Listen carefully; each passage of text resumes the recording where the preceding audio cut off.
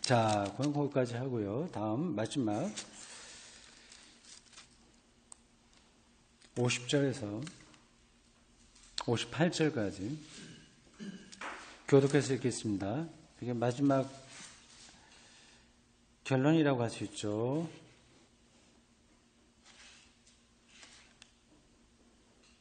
형제들아, 내가 이것을 말하노니 혈과 육은, 혈까지 나와요. 앞에서는 육, 몸, 푸시케 이렇게 나오는데 혈까지 피. 하나님 나라를 이어받을 수 없고 또한 썩는 것은 썩지 아니하는 것을 유업으로 받지 못하느니라.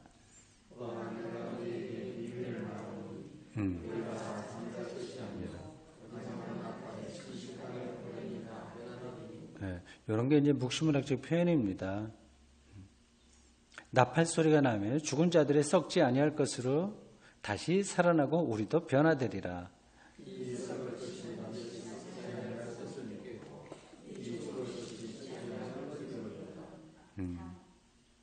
이 썩을 것이 썩지 아니함을 입고 이 죽을 것이 죽지 아니함을 입을 때에는 사망을 삼키고 이기리라고 기록된 말씀이 이루어지리라.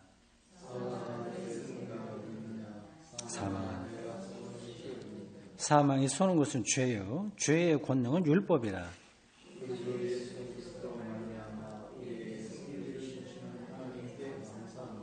다 같이 그러므로 내 사랑하는 형제들아 견실하며 흔들리지 말고 항상 주의 일에 더욱 힘쓰는 자들이 되라. 이는 너희 수고가 주 안에서 헛되지 않는 줄 알미라. 아멘.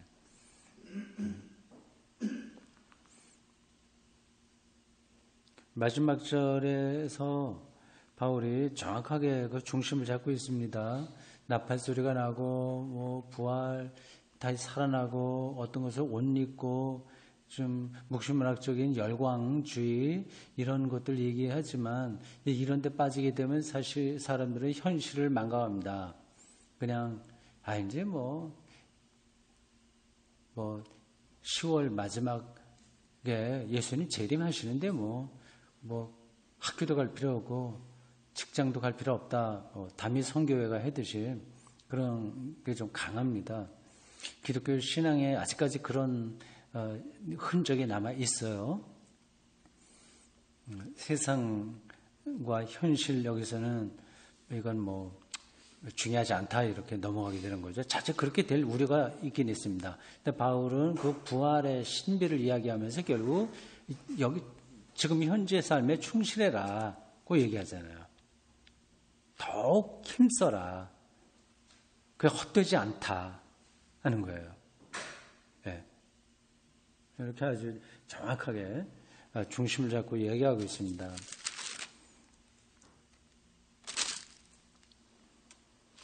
(50절부터) 재미있는 표현이 나와요. 무슨 입는다 표현하고 있습니다. 입는다. 53절 보십시오. 썩을 것이 썩지 아니할 것을 입게 옷을 입듯이 입는 거예요. 비유입니다. 비유. 덧입혀진다고 하는 거죠. 그 어떤 거를 생각하고 바울이 이런 표현을 했는지 사람들 공부하고 싶어요. 더. 그냥 씨앗이 이제 꽃이 된다, 이런 형체를 입게 된다, 그렇게 하나님이 준비한 형체를 입게 된다, 그렇게 얘기하지 않고 옷을 입듯이 덧입혀진다고 했습니다. 지금 우리는 죽잖아요. 모든 것들을 다 이제 손에서 놔야 되고, 젊으나 늙으나 다 똑같습니다. 여기 나이 드신 저와 비슷한 연배 되신 분들도 한창 젊은 시절에 엊그제 같죠. 20대, 30대, 10대도 있고, 근데 그게, 내가 50살이 될까? 그때가 되면 이게 상상이 잘 안 됐습니다. 근데 벌써 이렇게 가지 않습니까? 그러니까 시간은 정말 신비로운 겁니다. 20살짜리나 70살짜리 인생이나 동시에 있어요. 실질적으로 느껴지지 않겠으나 큰 틀에서 보면 이건 분명한 사실입니다. 그러니까 제가 20살 때 나와 지금의 나와 동시적인 거죠. 큰 차이가 없습니다. 큰 차이라는 표현은 정확하지 않고 크게 다르지 않은 거죠. 근데 죽는데 여기 바울은 썩지 않는 것이 덧입혀진다. 우리 썩을 몸인데 썩는데 덧입혀진다. 옷을 입듯이 그렇게 된다고 합니다. 이게 비유적인 표현입니다. 그러니까 하나님의 생명에 수렴되는 것을 이렇게 표현하는 거죠. 그 썩지 않는다고 하는 것은 하나님의 생명을 가리킵니다.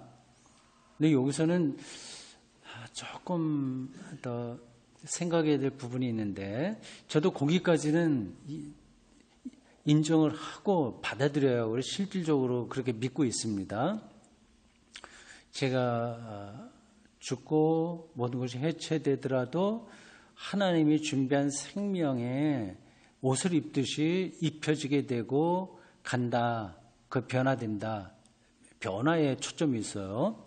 하나님이 행하시는 변화. 무로부터 세계를 창조하는 하나님에게 나를 온전하게 맡길 수 있으니까 변화되는 건 분명합니다.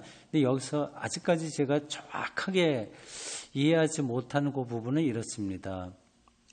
그때에도 나라는 개체가 고유하게 유지되는가 하는 거죠. 정용섭이라고 하는 개체가 여러분들 다 마찬가지입니다. 이런 개체라고 하는 건 이런 성격, 이런 세계관, 이런 등등등등 그런 것들이 있어야 개체가 살아있는 거 아니겠어요? 근데 그런 거 없이 그냥 몽땅 다 그냥 귀신들처럼 이렇게 막 이렇게 모여 있는 거 그건 아닐 거예요. 그럼 여러분 각자 이집사, 김권사, 무슨 권사 아니면 장로, 목사 이러한 개체가 이 땅에 살아 있을 때 그 개체성이 아이덴티티라고도 할 수 있어요. 그게 그때에도 비밀한 방식으로 유지된다고 기독교 신앙을 믿고 있습니다. 근데 그게 도대체 뭔가 그게 아직까지는 손에 잡히지 않습니다. 나의 딸, 우리 교우들 알아보고 등등등등 여기서 경험했던 그런 방식으로 개체가 유지되는 것은 아닐 텐데 그 아닌 방식이면서 나라고 하는 게 이 땅에서 몇십 년 하여튼 7, 80년, 8, 90년 살았던 나라고 하는 셀프죠. 자기 에고일 수도 있고 그것도 이제 인간의 에고, 자기 자아가 뭐냐도 교육학이나 인간학 이런 데서 굉장히 복잡한데 어쨌든 나를 확인할 수 있는 그 개체성이 어떤 방식으로 유지되냐 하는 거죠. 그건 저는 잘 모르겠어요.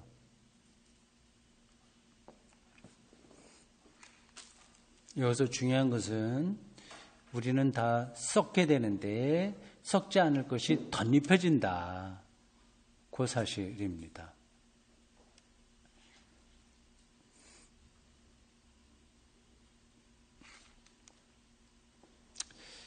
자, 거기까지 제 설명은 끝내고 여러분 나눠드린 유인물을 보십시오. 여기 바레트라고 하는 성서 주석학자가 주석한 56절, 57절, 58절에 대한 설명을 듣도록 하겠습니다.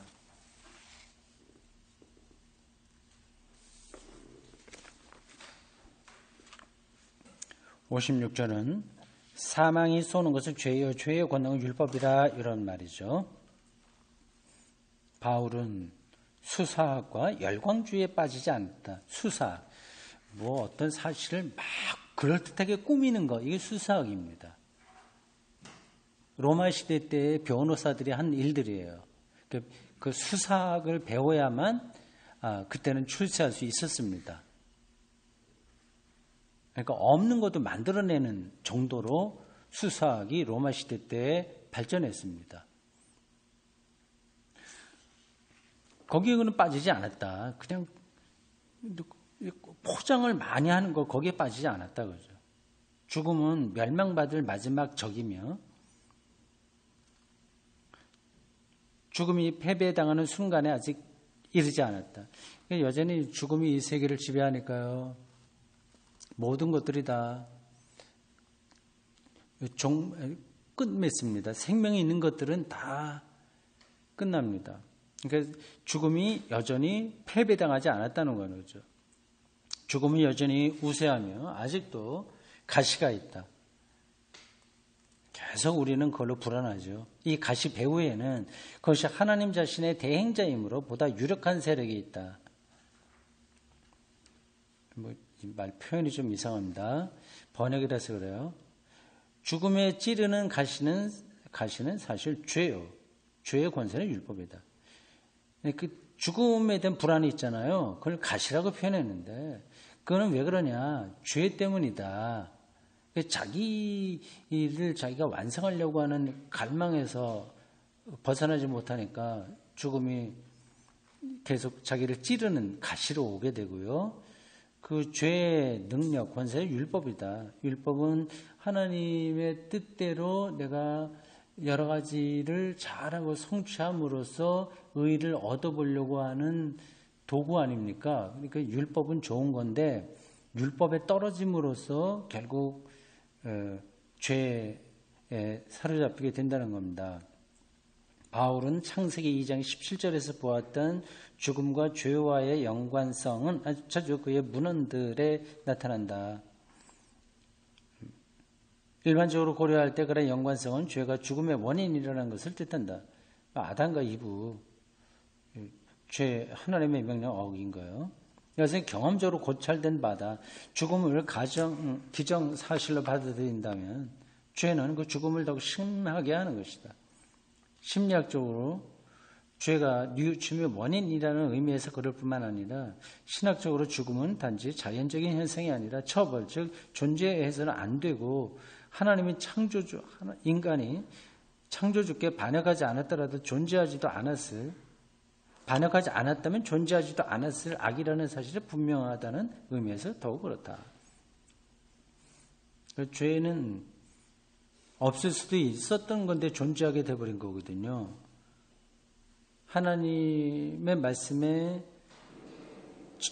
거역하지 않았다면 아담 이후 그 설화에서 우리가 보듯이 죄는 없는 거죠.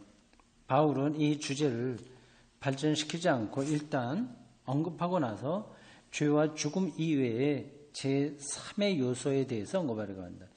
죄와 죽음에 대한 성경의 설명 잘못된 게 아닙니다. 일반 학문에 의해서도 이렇게 부정당하지 않을 수 있는 가르침이에요. 저는 그렇게 생각합니다. 제3의 요소에 대해서 언급하려고 한다. 죄와 죽음에 똑같이 관련된 것이 율법이다. 율법이요. 여러 가지 법칙들입니다. 성경에 나와 있는 율법만 율법이 아니라 모든 실정법들도 다 율법입니다. 인간의 행동을 가치론적으로 판단하는 규범입니다. 그게 율법이에요. 이러한 관련성에 대해서는 로마서 5장 13절, 7장 7, 25절과 그 주석을 참조하라. 거기 로마서에서 이 문제를 잘 다루고 있습니다.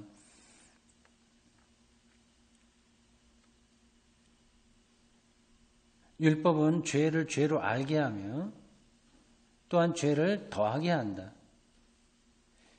무슨 말인지 전달이 되죠. 거짓말하지 마라. 예를 들자면 그 율법이 있으니까 거짓말하게 되면 어떻게 돼요? 이거 내가 죄를 졌구나 느끼게 되고요. 근데 인간은 거짓말하지 않을 수 있어요, 없어요? 안 할 수 없거든. 그러니까 죄를 더하게 하는 겁니다. 율법은 죄의 계기이며, 그러니까 율법이 있으니까 죄가 발동하게 되는 거고, 죄가 작용하는 발판이다. 우리 율법 없이 살면 되지. 근데 이 세계는 율법 없이 안 되니까 문제인 거죠. 율법이 없으면 카오스로 떨어지거든요. 이게 인간의 한계입니다. 카오스. 완전히 혼란하고 무질서 속에 떨어지게 되죠. 도로교통법이 없다면 그 율법입니다. 그것도 빨간 신호 이런 거 아무 그런 게 없는 세상이 되면 차가 엉켜버리잖아요. 근데 도로교통법 율법입니다. 그게 있으므로 우린 또 도로교통법을 100% 지키는 사람이 있어요? 안 되거든.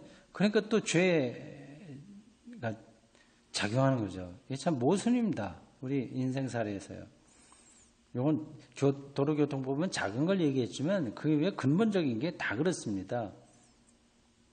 로마서 6장 14, 15절에 함축된 의미는 사람들이 율법 아래 있을 때 죄가 불가피하다는 것이다.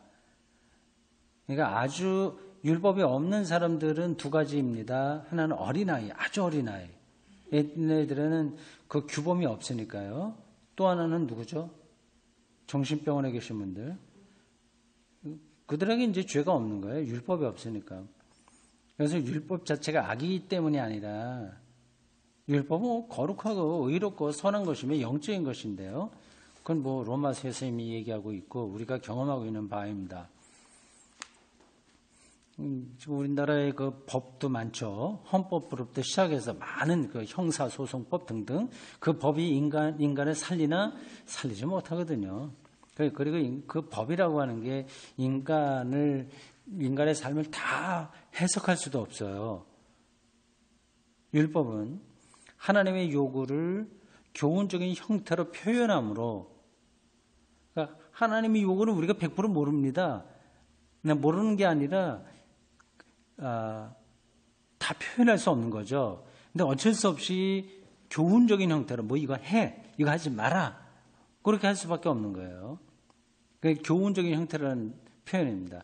그 죄의 권위 아래 있는 종으로 팔린 인간은 계속해서 거기에 묶여서 사니까 자기 중심적인 목적들을 위해서 율법에 불복종하거나 율법을 이용하도록 자극받을 수 있기 때문이다. 그러니까 법을 적당하게 이용하거나 아예 무시하거나 이렇게 되는 거죠. 실제적으로 그렇지 않습니까?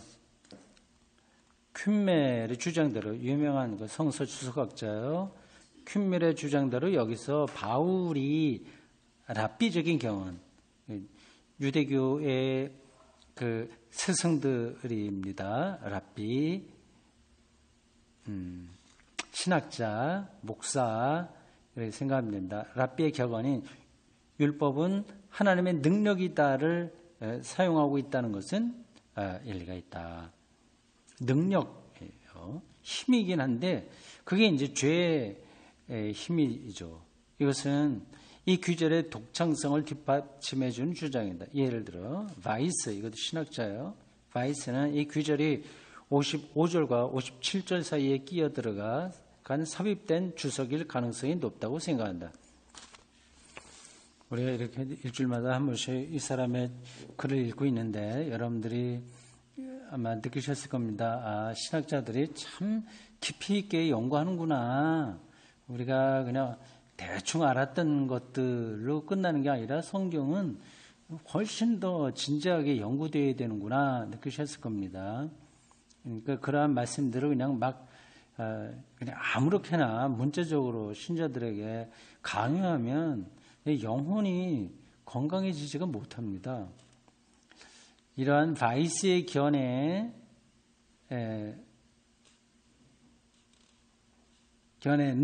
넘어가서요. 두 줄 더 내려와서 바이스의 견해는 문맥을 아주 오해한 것인데 특히 56절이 이 문맥의 절정을 이루기 때문이다. 이 규절은 몸이 건조한 교리적 주석은 아니다. 그러니까 바흐만이 그렇게 비판했어요. 앞의 규절들은 묵시적 미래를 바라보며 죽음의 궁극적 패배를 기뻐한다. 묵시적 미래.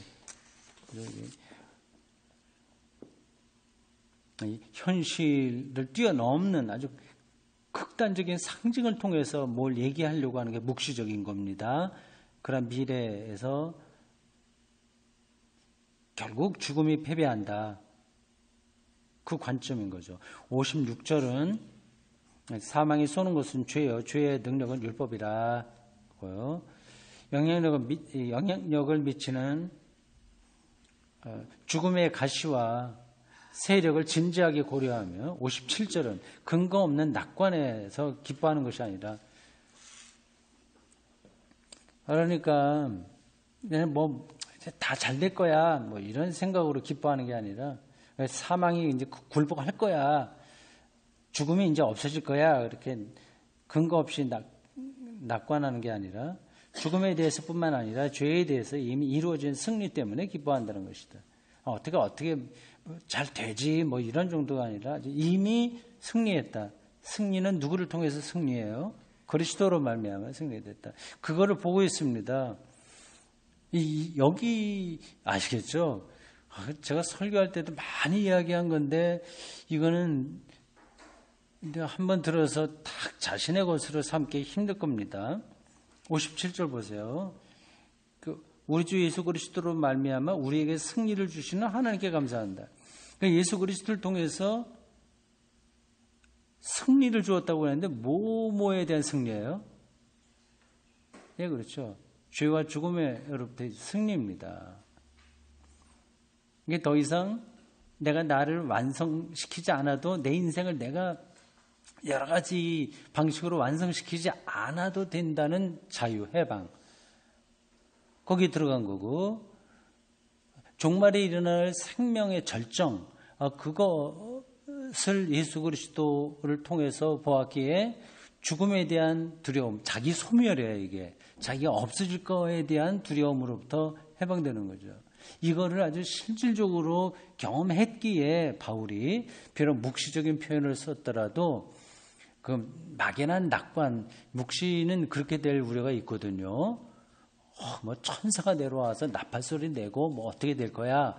이런 것들이 그냥 막연해질 수 있습니다. 근데 바울은 막연한 게 아니에요. 아직 예수 사건 안에서 그 승리를 분명하게 죄와 죽음, 사망 이런 것들이 극복된다고 하는 걸 보고 그 근거 아래서 묵시적인 표현을 빌려서 표현한 겁니다. 대단한 사람이죠.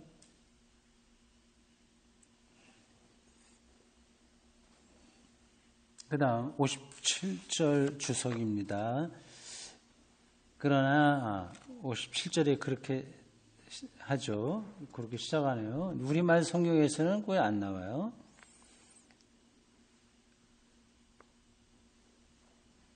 왜 그럴까? 57절에 우리말로는 우리 주 예수 그리스도로 말미암아 우리에게 승리를 주시는 하나님께 감사하노니 이렇게 하면 좀 밋밋하잖아요. 근데 원래는 그러나가 들어간다고 합니다. 이 접속 부사. 어떤 문장에서 그 토시 하나, 부사, 어떤 걸 쓰느냐가 중요하죠. 그러나 우리 주 예수 그리스도를 통하여 우리에게 승리를 주시는 하나님께 감사합시다.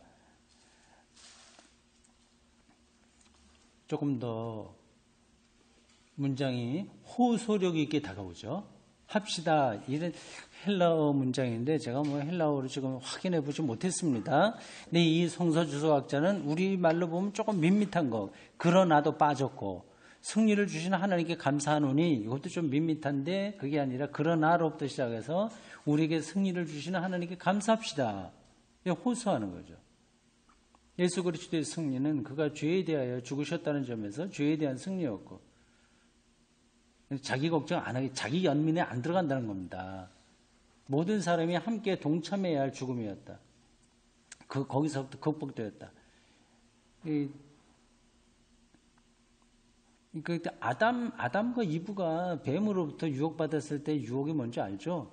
너희들 눈이 밝아져. 하나님처럼 뭐가 될 거야. 그러니까 계속 자기에 대한 미련을 갖게 하는 겁니다. 네가 지금 거기 선악과 먹기만 하면 새로워지고 뭘 볼 수 있게 되고 그러면 지혜로워지는 거죠. 그렇게 되는데 왜 그래? 이게 이제 유혹이었고 거기 넘어간 겁니다. 그러니까 자기 연민, 자기 중심성 이런 것들이죠. 그러므로 이제 그리스도 안에서 죽음에 찌르는 가시는 뽑혀졌다. 또한 예수 그리스도의 승리는 그리스도 자신이 죽은 자들 가운데서 첫 열매로 그 안에 있는 모든 이들도 부활하리라는 약속으로 부활하셨다고 하는 점에서 부활에 대한 승리였다. 마지막 때까지는 전 인류가 승리를 완전히 얻지는 못한다. 우주 마지막 때까지요. 그러나 바울이 승리에 대하여 현재 시제, 지금 이미 승리했다는 거 현재 시제예요. 현재 그 시점이 그렇게 뜨는 거. 문장이 이제 우리나라 말은 그 시제가 정확하죠. 이게 현재인지 현재 진행인지 완료인지 과거 분사 과거 완료인지 그런 게 좀 안 돼. 약간 좀 부정확하죠. 근데 이 헬라어로는 있습니다. 굉장히 정확하고 그리고 영어나 다른 독일에 없는 시제도 있어요. 현재 시제로 말할 수 있었다는 것도 아주 확실하다. 우리에게 승리를 주시는 마지막 승리인데 이미 여기에 주시는 그런 종말과 현재의 연결성 이런 걸 붙드는 거죠. 이게 참 이런 시각이 필요합니다. 마지막 58절. 상상력을 총동원하지 않아도 이 단락의 절정에서 바울의 열렬한 설교를 들을 수 있다. 그러나 바울은 순전히 수사학, 포장하고 꾸미는 거, 그럴듯한 교언영색, 한자로 말하자면 교언영색, 아주 그럴듯한 미사역으로 하는 그런데 수사하게 지나지 않은 화려한 언어로 교훈영색으로 자신의 담론을 마치려고 그런 설교한 사람은 아니다. 그의 묵시와 그 묵시를 설명하는 데서 뒤따르는 열광주의는 그렇죠. 천사적인 나팔소리 뭐 이런 죽은 자들이 살아나고 뭐 이런 것 쪽으로 보게 되면 어떤 현실을 뛰어넘는 열광적인 상태에 들어가게 되는 거 아니겠습니까? 근데 그러한 관점이 이제 실질적인 오늘 우리의 삶을 향해서 지향한다. 그러므로 그것도 관계부서요. 접속사인가? 그러므로 내 사랑하는 형제들이여 굳게 서서 흔들리지 말고 모든 주의 일에 항상 열성을 다하시오. 부활, 종말에 부활한다 그래서 현실을 이렇게 등한히 하는 게 아니라 또 열성을 다하시오. 3장 13절 이하, 9장 1절, 16장 10절 등과 비교하라. 이 모든 규절들에서 말하고자 하는 바는 교회를 존재하게 하고 또 교회를 세우는 그리스도인들의 수고다. 아주 실질적인 수고죠. 그냥 말로만이 아니라 실질적으로 하는 여러 가지 애쓰는 것들이요. 이 일은 특히 사도들의 직무이긴 하나 교회를 위해서 애쓰는 거. 디모데와 같은 동역자들 또는 모든 그리스도교인들의 일이다.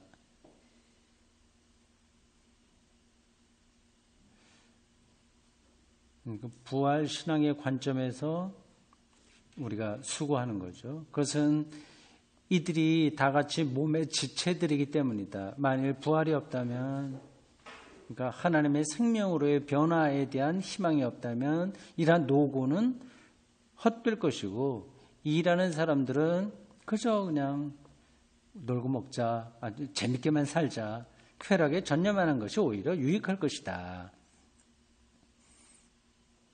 그러나 그럴 염려는 없다. 그렇게 하면 안 된다 그거겠죠. 고린도 교인들은 그리스도교적인 일에 보다 더 헌신할 수 있다. 그것은 여러분이 아는 대로 주 안에서 수고한 것은 결코 헛되지 않기 때문입니다. 주 안에서라고 하는 말은 수고라고 하는 말과 수고가 헛되지 않다라는 말에 모두 연결된다. 주 안에서. 그렇게 연결된다고 하네요. 주가 멸망하지 않는 것처럼 부활 생명이니까 주 안에서, 즉 예수 부활 신앙 안에서 한 수고도 헛되지 않을 것이다. 이렇게 설명했습니다. 바레트, 이 설명 괜찮죠? 이상하게 생각되는 거 없죠? 깊이 있고 정확하게 어떤 걸 보고 있죠?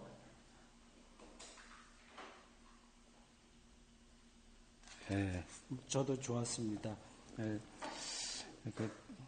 시간이 갈수록 성경 말씀을 좀 더 잘 이해할 수 있게 되어서 바울의 고백처럼 육체는 이제 후패하나 우리의 영혼은 점점 새롭다. 그게 아주 실질적으로 느껴집니다. 이제 나이가 들고 하는 걸 또 고맙게 다행스럽다 생각을 합니다. 기도하겠습니다. 주님, 오늘도 저희들 약속한 시간, 수요 성경 공부 시간에 맞춰 이렇게 1시간 반 동안 찬송 부르고 주기도를 드리고 또 말씀을 같이 읽고 나누고 했습니다. 2000년 전 뜨거운 마음으로 고린도 교인들에게 보낸 바울의 편지가 뜨거울 뿐만 아니라 진정성 있고 기독교 신앙의 그 근원을 뚫고 있어서 붙들고 있어서 오늘 우리가 읽으면서 똑같은 뜨거운 마음이 듭니다. 우리의 생명이 이 땅 위에서 일정한 시간 지내다가 하나님의 생명으로 하나님의 능력에 따라 변화될 그 순간을 저희들이 강렬한 마음으로 기다릴 뿐만 아니라 오늘 현실에서 우리의 모든 수고에서도 부끄럽지 않도록 살기를 원합니다. 이제 점점 뜨거운 여름철로 가까워지고 있습니다. 이 모든 것도 다 하나님의 은총인 줄 믿고 감사드리면서 다시 우리들이 만날 때까지 어디에서 무슨 일을 하든지 부활 신앙의 깊이로 한 걸음 한 걸음 더 들어가도록 인도해 주십시오. 예수님의 이름으로 기도합니다. 아멘. 수고했습니다.